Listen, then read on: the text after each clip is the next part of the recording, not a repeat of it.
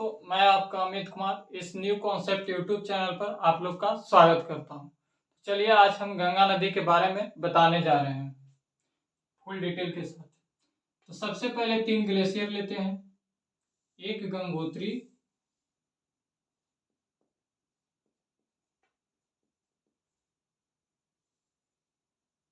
दूसरा सतोपंथ,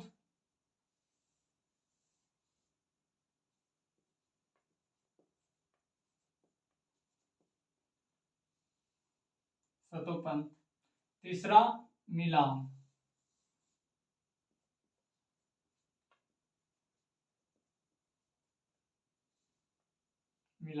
एक गंगोत्री, दूसरा सतोपंथ, तीसरा मिलान। तो चलिए सबसे पहले स्टार्ट करते हैं गंगोत्री से। तो गंगोत्री से एक नदी निकलती है जिसे जानवी नदी कहते हैं।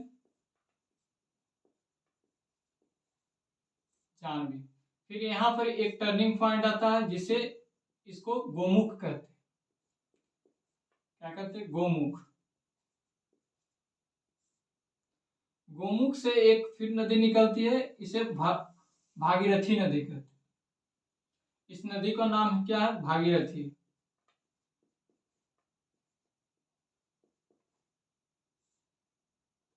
भागीरथी। और फिर यहां से एक नदी आती है, इस नदी का नाम है भिलांगना। भिलांगना रिवर। भिलांगना रिवर। और ये जिस बिंदु पर मिलती है, ये जिस संगम का निर्माण करती है उसे गोविंद प्रयाग कहते हैं। यहाँ पर मिलती है, इसे इस स्थान को गोविंद प्रयाग बोलते हैं।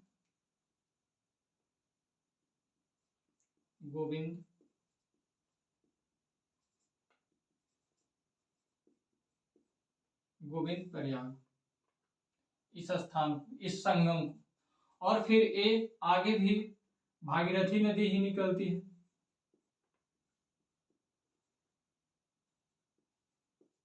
भागीरथी। तो गोविंद प्रयाग कुछ और मायने में भी बहुत फेमस है। तो हम बताते हैं गोविंद प्रयाग। यहीं पर एक टिहरी बांध बनाया गया है, यहीं पर। इसे यहां पर लिख सकते हैं, टिहरी बांध।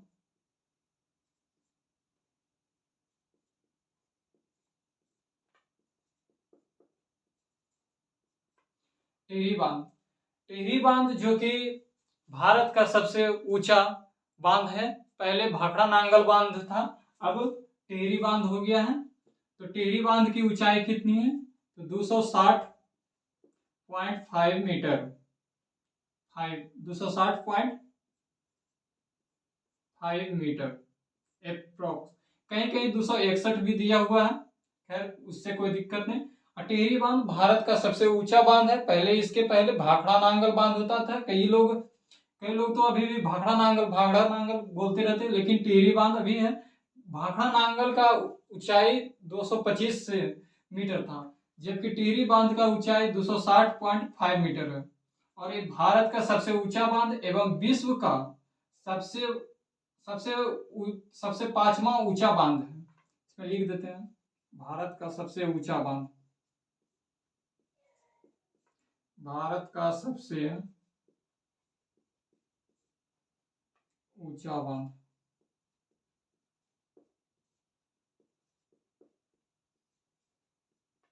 जब ये बांध बनाया जा रहा था तो इस यहीं पर एक गढ़वाल जिला पड़ता है।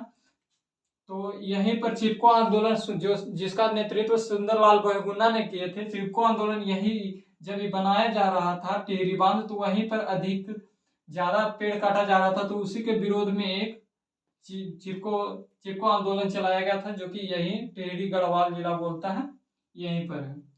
तो चलिए फिर आगे चलते हैं। भागीरथी। भागीरथी आगे जाती है और ये इधर चलती रहती है। और एक यहाँ पर अब देखते हैं सतोपंथ और मिलान, ये 2 ग्लेशियर है। और सतोपंथ से एक नदी निकलती है जिसे विष्णु गंगा कहते हैं। इसको नाम क्या है?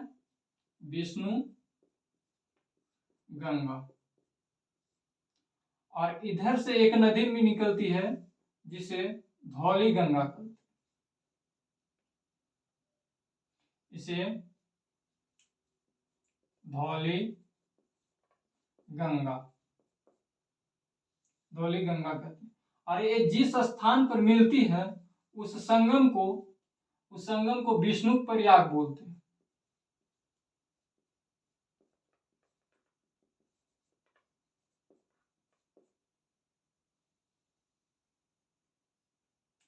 और यहां से सीधे एक नदी आती है जो कि भागीरथी में मिलती है, इसी भागीरथी नदी में।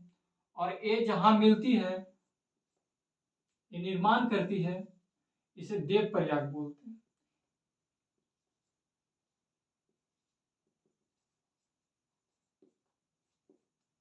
देव प्रयाग।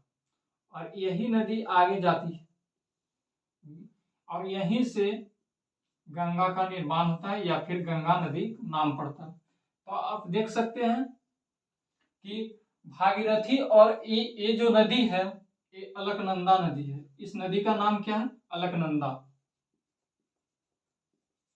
अलकनंदा, अलकनंदा नदी है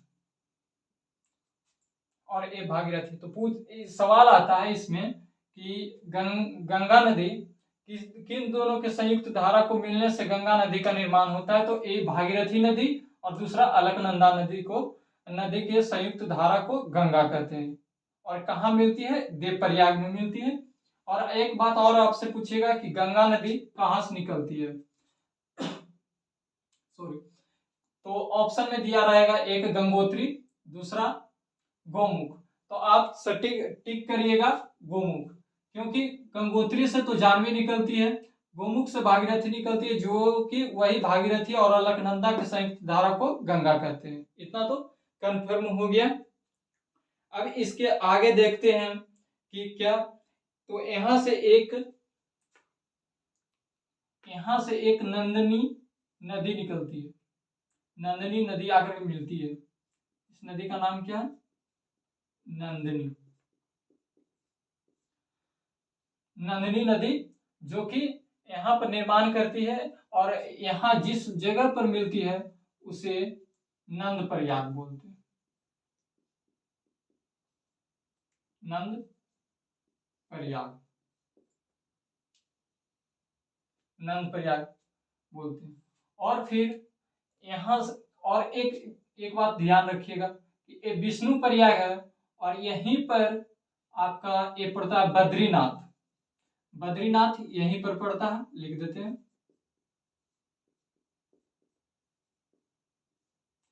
सवाल भी आता है कि बद्रीनाथ किस नदी के किनारे है? तो अलकनंदा नदी के किनारे है, ये बात ध्यान रखिएगा। और नंदनी नदी आकर के अलकनंदा में मिलती है। तो इस संयुक्त संगम को किस नाम से जाना जाता था?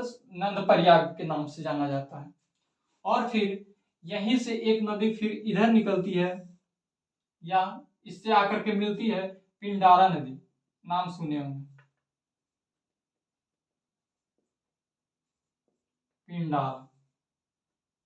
पिंडारा नदी, ये पिंडारा नदी यहाँ अलकनंदा से आकर के मिलती है। तो इस नदी को जहां मिलती है, इस संगम को बोलते हैं कर्ण प्रयाग।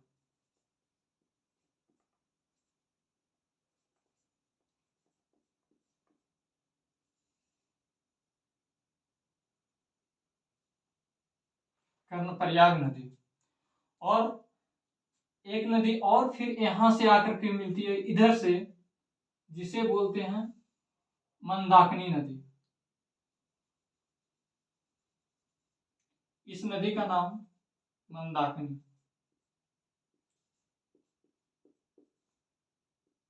मंदाकिनी नदी है। और मंदाकिनी नदी जिस अलकनंदा नदी से जिस जगह मिलती है उसे रुद्र प्रयाग बोलते हैं। ध्यान रखिएगा, उसे रुद्र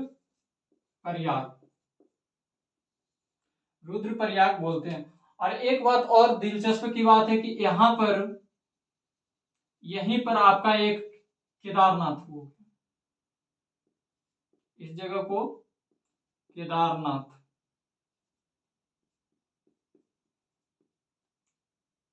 लिख देते हैं सही से, इधर जगह नहीं है।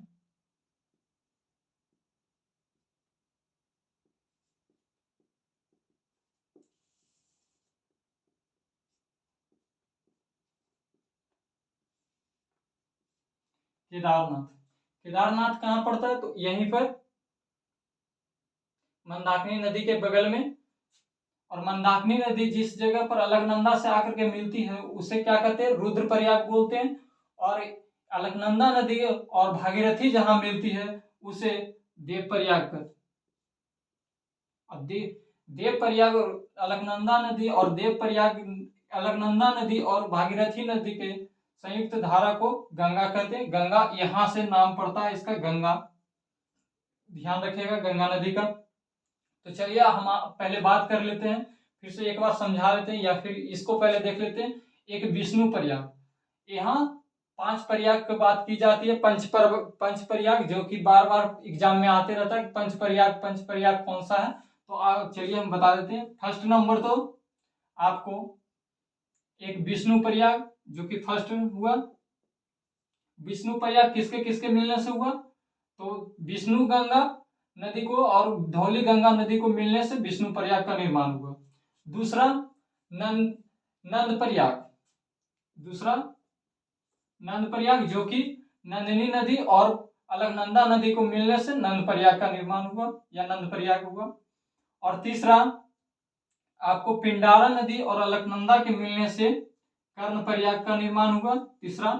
और चौथा मंदाकिनी नदी और अलकनंदा नदी को मिलने से रुद्रप्रयाग का निर्माण हुआ।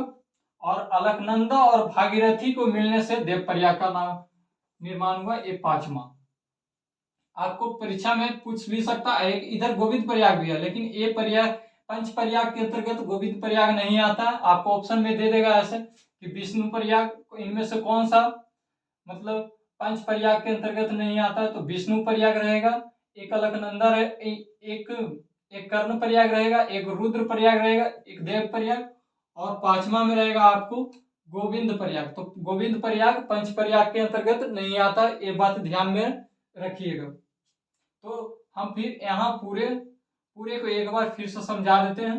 गंगोत्री नदी जो कि गंगोत्री से एक जानवी नदी निकलती है। गंगोत्री एक ग्लेशियर है, पर्वत का टुकड़ा है, और एक गंगोत्री नदी से जानवी नदी निकलती है। फिर यहाँ पर एक टर्निंग पॉइंट आता है तो उसे गोमुख कहते हैं, और गोमुख से आगे निकलती है भागीरथी नदी, और भागीरथी में आकर के मिलती है उधर से भिलांगना नदी, जिसमें जो कि गोविंद प्रयाग का निर्माण करती है।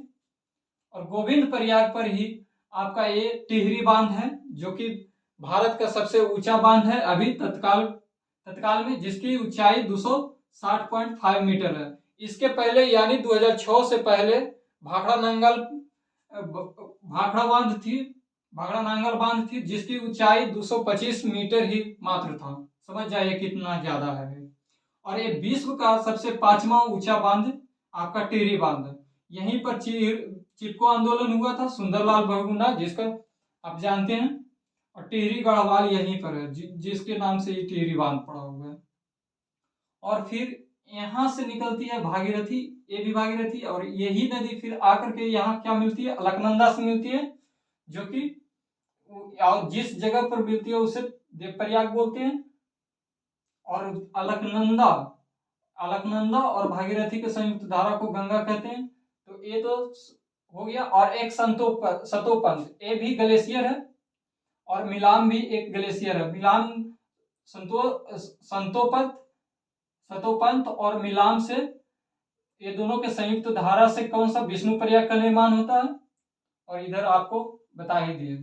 तो इसके आगे फिर चलते हैं कि गंगा फिर कहाँ कहाँ प्रवाहित होती है। तो एक बार फिर इसका स्क्रीनशॉट लीजिएगा तो ले लीजिए, ऐसे हम 1 मिनट में तुरंत इसका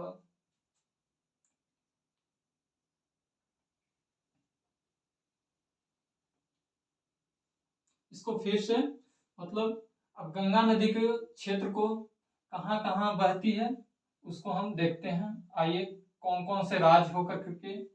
और एक बात और देखिए भूल गए, एक बात ध्यान रखिएगा कि एक गंगोत्री, सतोपंथ और मिलान, ये तीनों उत्तराखंड में, और अभी जितना भी था वो उत्तराखंड में ही पड़ता है। और ये पूछ भी सकता है कि उस गंगोत्री, सतोपंथ और मिलान उत्तराखंड के किस जिले में है, तो ये उस जिला का नाम आपको लिख देते हैं। उस जिला का नाम उत्तरकाशी,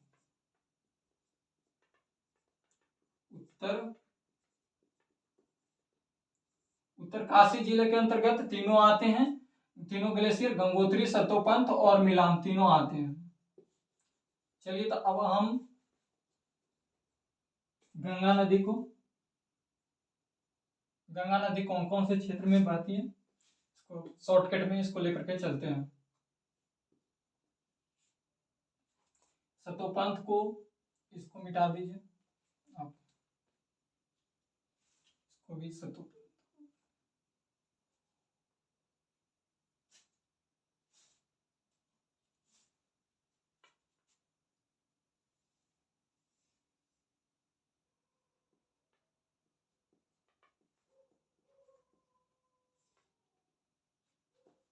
देखिएगा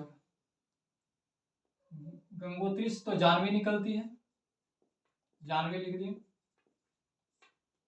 फिर यहां पर एक गोमुख,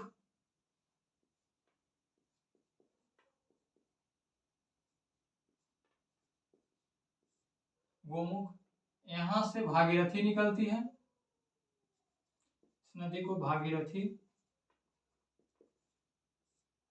भागीरथी कहते हैं। और सतोपंथ से फिर एक अलकनंदा आती है, इस नदी का नाम अलकनंदा।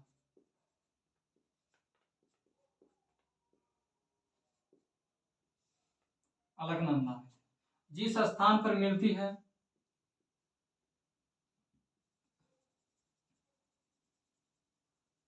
उसे देव प्रयाग बोलते हैं।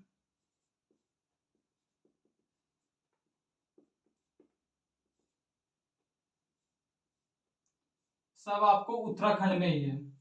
अब यहां से आगे चलते हैं, अब आगे चलते देखते हैं।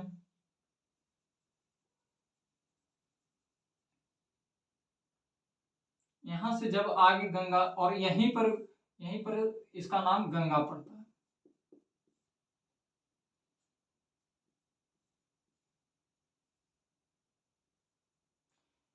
फिर देव प्रयाग से चलती है तो सीधे यहाँ आपको क्या कहें, यहाँ ऋषिकेश, यहाँ ऋषिकेश है।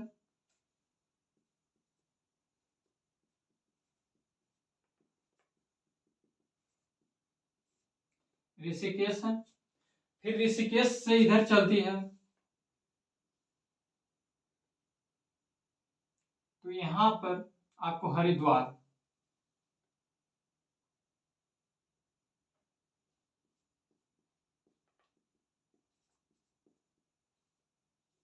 हरिद्वार आती है। हरिद्वार ध्यान में रखिएगा, हरिद्वार ही वह स्थान है जहां पर गंगा एक मतलब मैदानी क्षेत्र में प्रवेश करती है, हरिद्वार में ही। इसके पहले कहीं भी मैदानी क्षेत्र में नहीं, मतलब यहीं पर आपको प्रश्न पूछेगा कि गंगा नदी कहां पर मैदानी क्षेत्र में प्रवेश करती है, तो हरिद्वार में प्रवेश करती है। और इस पूरे क्षेत्र को इतना क्षेत्र को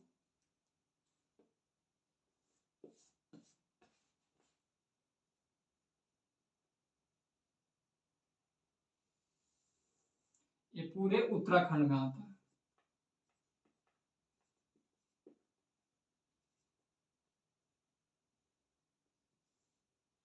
अब यहां से इसका सीमा समाप्त। अब यूपी में यहां प्रवेश करेगा। अब यहां देखिए तो यहां अब आता है क्या,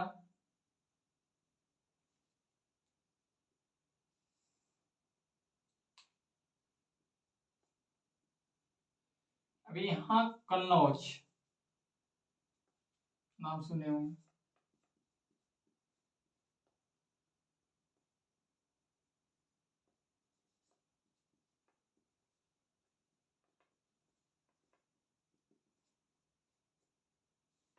कन्नौज।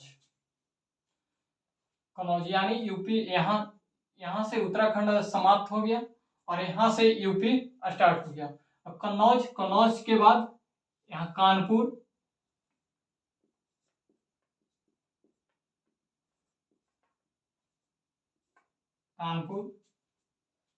कानपुर आता है। कानपुर के बाद इधर इलाहाबाद, 1 मिनट इसको पूरा इधर लिख दो, इतना तो ध्यान में होगा।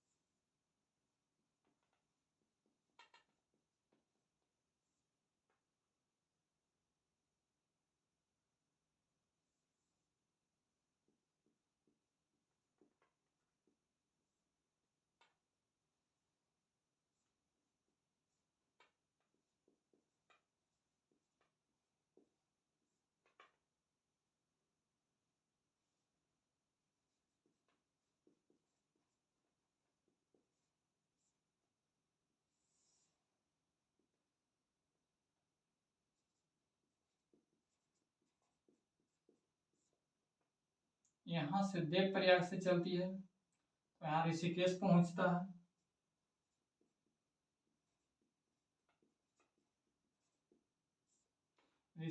ऋषिकेश के बाद हरिद्वार,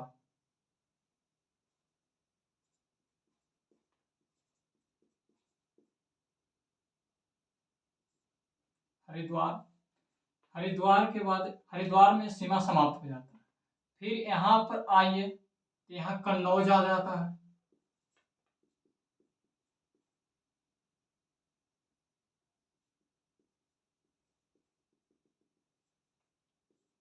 कन्नौज के बाद आपको यहाँ पर कानपुर,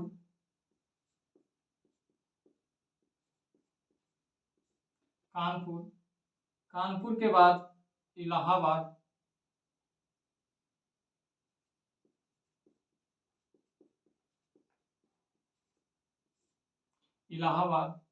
और इलाहाबाद के बाद वाराणसी। यहाँ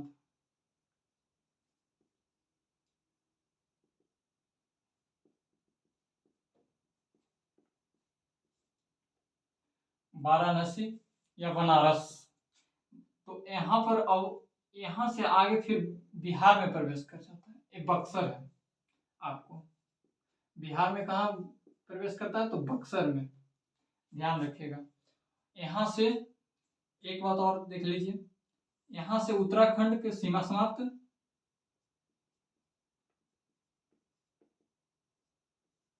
उत्तराखंड का सीमा समाप्त, यहाँ से बक्सर, तो यहाँ से यूपी खत्म।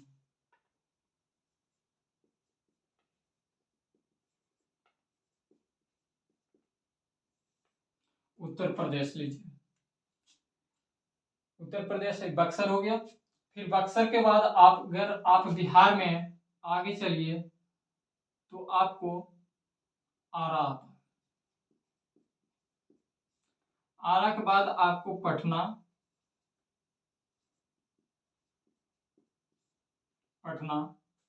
और एक बात और, यहाँ गंगापुर।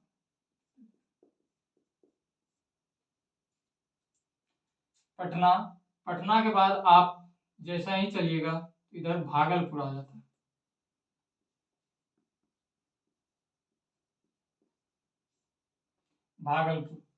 और भागलपुर से जस्ट मतलब ये थोड़ा सा ऊपर रहेगा, यहाँ से उत्तरायण हो जाते हैं गंगा जी। और भागलपुर के बाद अब जस्ट यहाँ कटिहार ऐसे हो जाता।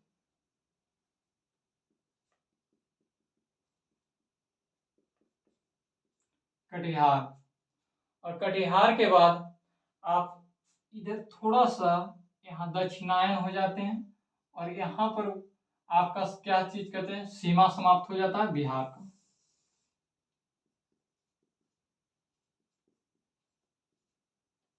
बिहार का। इसको फिर समझा देंगे हम हालांकि। और फिर इधर आप कटिहार, यहाँ पर बंगाल आ जाता मुर्शिदाबाद।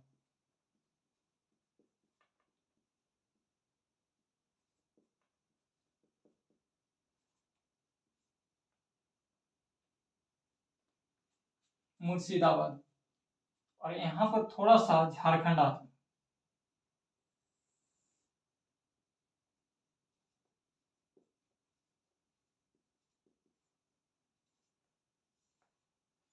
झारखंड, मुर्शिदाबाद से गंगा जी दो दो ओर बहने लगते, एक इधर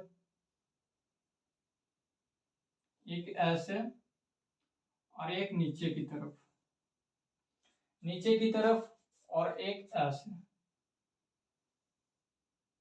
जो कि एक हुगली हो गया नीचे जो आया, जो हुगली यहाँ पर एक दो गंगा जी बढ़ जाते हैं, मतलब दो भागों में। एक ये हुगली आप जो कोलकाता देख रहे हैं,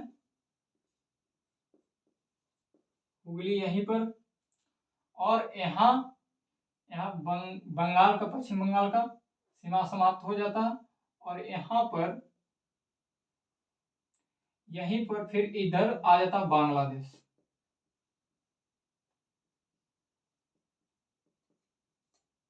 बांग्लादेश।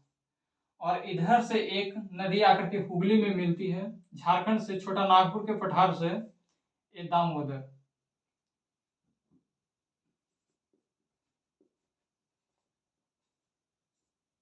दामोदर नदी। तो अब हम आपको दिखा, एक बांग्लादेश में गंगा नदी को पद्मा बोला जाता है, पद्मा। यहाँ पर भागीरथी ही बोला जाता है, नहीं यहाँ पर नहीं, हाँ भागीरथी ही बोला जाता है।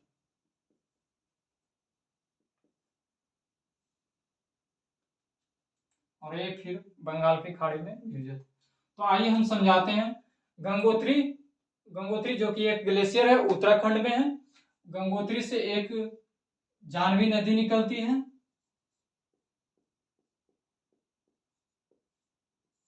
जानवी नदी निकलती है, एक गोमुख पे आकर के मिलती है, गोमुख में फिर वहां से टर्निंग होता है, तो वहां से एक भागीरथी नदी निकलती है, और भागीरथी और सतोपंथ से ये अलकनंदा नदी अलकनंदा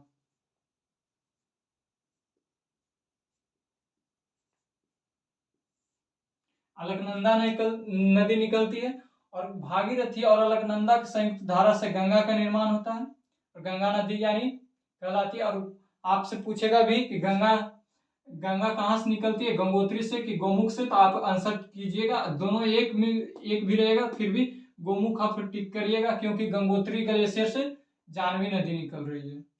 और फिर इस जो भागीरथी और अलकनंदा मिलती है उसे देवप्रयाग कहते हैं। और फिर यहाँ से देवप्रयाग से चलती है तो ऋषिकेश पहुंचती है, तो ऋषिकेश, और ऋषिकेश से फिर आगे बढ़ती है तो हरिद्वार आती है। हरिद्वार में ही गंगा मैदानी भागों में प्रवेश करती है, और हरिद्वार से ही उधर उत्तराखंड का सीमा समाप्त हो जाता है। और इधर फिर हरिद्वार से कन्नौज आती है, कन्नौज से फिर कानपुर, कानपुर से इलाहाबाद, इलाहाबाद के बाद बनारस या वाराणसी, वाराणसी। फिर यहाँ बनारस के बाद से आपको बिहार में एंट्री कर लेता है, तो बक्सर, बक्सर के बाद आरा, आरा के बाद पटना, पटना के बाद भागलपुर, भागलपुर के बाद, भागलपुर में थोड़ा सा गंगा जी उत्तरायण हो जाते हैं, और कटिहार, फिर इधर कटिहार, फिर वहां से थोड़ा सा झारखंड में टच करते हैं, और उसके बाद मुर्शिदाबाद। मुर्शिदाबाद पश्चिम बंगाल में पूछेगा कि कहाँ प्रवेश करते हैं, तो मुर्शिदाबाद, और मुर्शिदाबाद से दो क्षेत्र में बट जाते हैं, एक भागीरथी में, और एक इधर नीचे आ जाती है हुगली, एक इधर से बांग्लादेश चल जाती है, जिसमें बांग्लादेश को गंगा पूछेगा कि गंगा नदी को बांग्लादेश में किस नाम से जाना जाता है, तो पद्मा नदी से, पद्मा पद्मा बोलते हैं। और यहाँ से हुगली आती है नीचे, जो कि कलकत्ता बसा हुआ है हुगली नदी के किनारे, हालांकि है गंगे जी, हुगली यहाँ नाम पड़ जाता है। और ये हुगली में झारखंड से छोटा नागपुर के पठार से दामोदर नदी निकलती है, और हुगली में जाकर के मिल जाती है। तो ये आपका हो गया। और प्लस में एक चीज और ध्यान रखना है कि कटिहार कटिहार कटिहार में मिलती है उधर से आकर के ये कोसी नदी।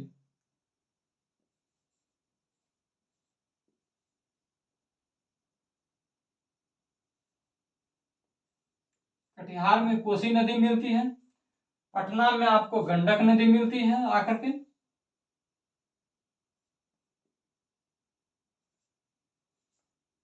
गंगा जी में, कटिहार में कोसी नदी गंगा जी में मिलती है, और एक गंडक नदी पटना में मिलती है। और बक्सर बक्सर आप सुने होंगे, बक्सर में आकर के घाघरा नदी मिलती है, घाघरा युद्ध सुने होंगे आप, घाघरा युद्ध। तो बक्सर में घाघरा नदी आकर के मिलती है गंगा जी में। और फिर यहाँ कन्नौज, आप यहाँ बनारस के ले सकते हैं, तो बनारस में क्या है, बनारस में आपको शायद गोमती नदी, हाँ बनारस में गोमती नदी मिलती है आकर के।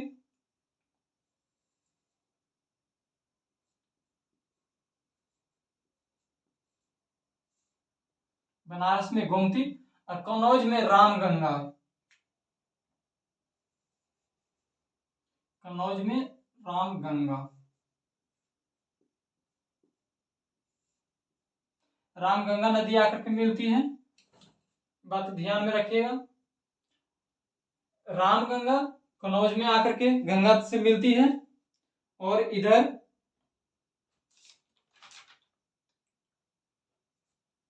घाघरा नदी बक्सर में, और इधर से एक सोन नदी,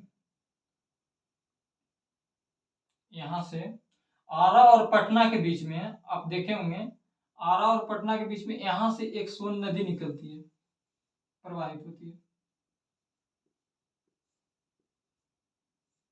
सोन नदी। और सोन नदी का सहायक नदी आप लीजिएगा, तो सोन नदी का सहायक नदी हो गया आपका क्या, रिहंद,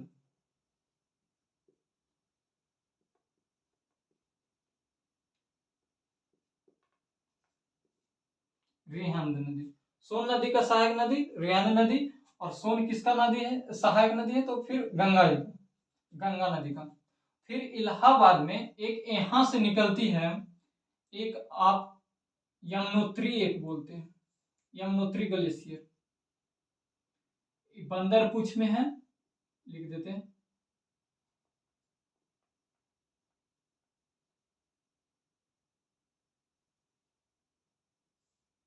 बंदरपुछ से, बंदरपुछ एक यहाँ यमुनोत्री, यमुनोत्री ग्लेशियर,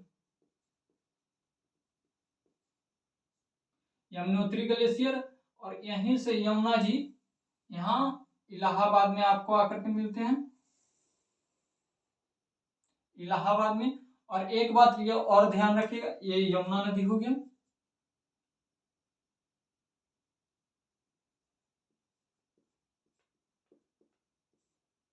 यमुना नदी, यमुना नदी गंगा नदी की सबसे बड़ी सहायक नदी है, याद रखिएगा, जो कि यमुनोत्री ग्लेशियर से निकलती है। यमुनोत्री ग्लेशियर कहाँ है, बंदरपुछ में, और बंदरपुछ कहाँ है, तो उत्तराखंड में ही है, ठीक, इलाहाबाद में आकर के मिलते हैं। और एक चीज और, ये देखिएगा, यमुना और सोन, यमुना और सोन गंगा नदी की दो दक्षिणायन सहायक नदी है, और बाकी सब मतलब उत्तर उत्तर में है। ये पूछ सकता है कि सोन नदी और यमुना नदी दो गंगा नदी के सहायक नदी हैं, जो कि दक्षिण में स्थित है। तो आप देख सकते हैं ये पूरा हो गया, और इसमें कुछ रहा नहीं, ठीक, थैंक यू, धन्यवाद, अगले टॉपिक में मिलते हैं।